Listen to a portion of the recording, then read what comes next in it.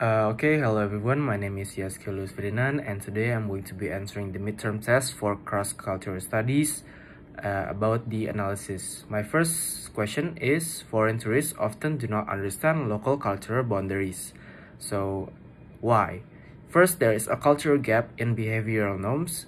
Foreign tourists are often unaware of local cultural norms due to fundamental differences in the value systems. And according to research by Yang and Wong in 2018 in the Journal of Travel Research, there is a significant correlation between cultural distance and incidence of norm violations by tourists. Next, they have differences in non-verbal communication.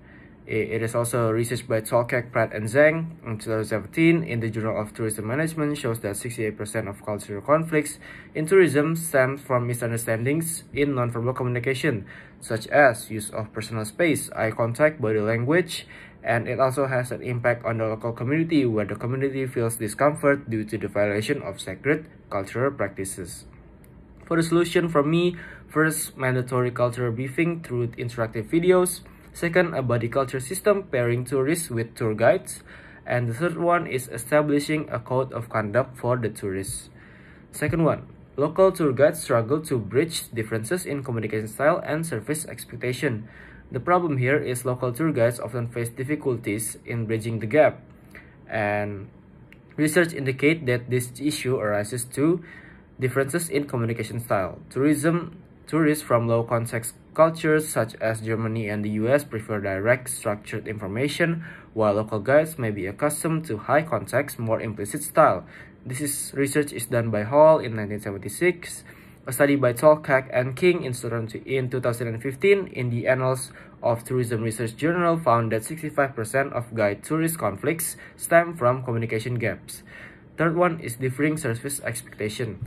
Tourists from monochromic cultures, punctual and planned, often feel frustrated by time flexibility in polychromic culture, such as Indonesia or Latin America.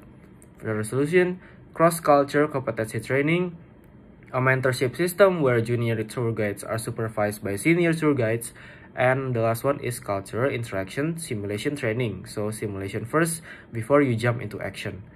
Third one, cultural value conflicts between tourism operators backed by the foreign investors and local communities regarding work system, rest periods, and profit sharing. Work system. Tourism operators tend to implement formal hierarchical work structures with strict business targets, while local communities may be accustomed to flexible kinship-based work systems. Rest periods. Foreign investors often follow global standards like 8-hour workdays with scheduled breaks, whereas local communities may have work rhythms aligned with customary or agricultural activities. Third is profit sharing.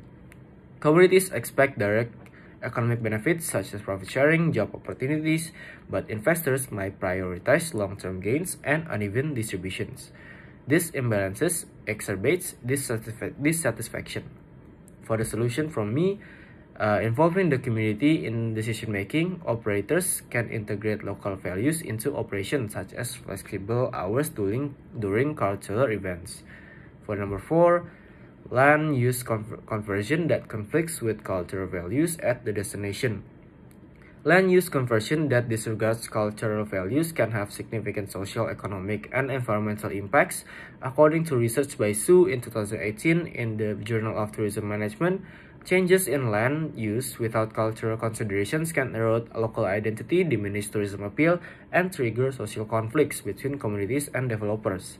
For the solution, governments and stakeholders must establish strict regulation to protect culturally significant areas, engage communities in spatial planning to ensure development aligns with cultural values, adopt sustainable tourism principles to balance economic development and cultural preservation. For the conclusion, for tourism to develop harmoniously, a balance must be struck between business interests and cultural preservation. Educating tourists, training guides, collaborating with local communities, and implementing thoughtful regulations are key to creating sustainable destinations that respect local values. And I have a few references and that you guys can see in the manuscript. We have Yang and Wong in the Journal of Travel Research, Journal of Tourism Management, Beyond Culture Anchor book, Annals of Tourism Research, the UNWTO, Annals of Tourism Research again, and Journal of Sustainable Tourism, and many more. So that is it from me. Thank you very much.